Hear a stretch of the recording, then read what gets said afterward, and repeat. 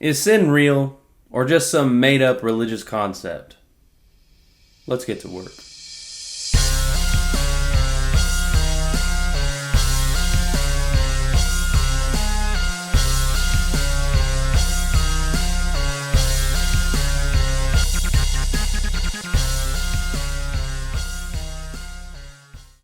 If you've watched any of my videos, then I'm sure you know, based on my faith and my beliefs, that yes, I believe sin is real. But I was recently told by a skeptic online that sin is a myth. This issue is not up for debate, they said, and it's time that Christians grow up and stop playing make-believe. I tried to engage with this back and forth a little bit, but they made it pretty clear that they did not want to hear my opinion, and so I thought this would be a good topic to address in a video. Now, when discussing something like this, it's always good to define our terms. So what do we mean when we say sin? Some would simply say that sin is an immoral action.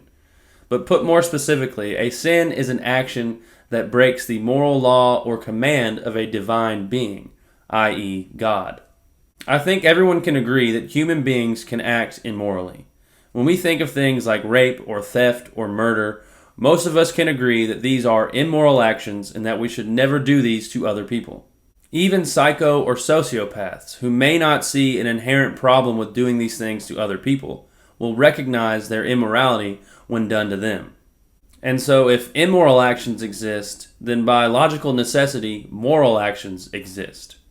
And so what we have here is a moral standard of moral versus immoral, of good versus evil, right versus wrong, however you want to put it. You know, it's almost as if, despite our conditions and natures, that this standard has been recognized by humanity throughout the centuries. Too bad there isn't a book written about that. Now, calling an immoral action a sin or not depends on what you think this standard is grounded in. If you believe that this moral standard is created or found within humanity itself, then it becomes subjective to your desires and needs. And if you're just a random bit of matter in motion, your desires and needs are meaningless. And if this standard is subjective to you, morality in general also becomes meaningless.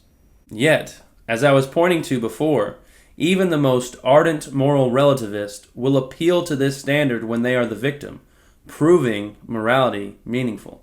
They appeal to a standard with universal meaning that goes beyond their own subjective chemical physics, something that transcends the material physics of the world. Some sort of supernatural, or dare I say, divine standard. A moral standard that is based on and upheld by what we Christians call God. And if this standard which they are appealing to exists, then breaking it would be called sin. And I really want to caution anyone who denies this moral standard but appeals to it when it benefits them, or anyone who tries to justify their own sin by denying that sin is real. You are resting in the lap of a holy and just God, reaching up and slapping him in the face. And please do not miss what I'm saying here. I am not saying that if you are a sinner, this is what you are doing. I'm saying that if you deny God's existence and his moral standard, yet appeal to this standard when it benefits you, then break the standard and still deny your own sin, then you are stepping into a theistic worldview, stealing the parts that you like and denying where they come from. How awesome and loving God is that even still, his mercy and grace is extended to you. That if you just repent and believe the gospel, you can still be forgiven. At the end of the day, if someone wants to deny that sin is real, they're free to believe what they want to believe. But don't let them steal from the Christian worldview to do it. I'm Derek Brown for Working Class Apologetics. Thanks for watching.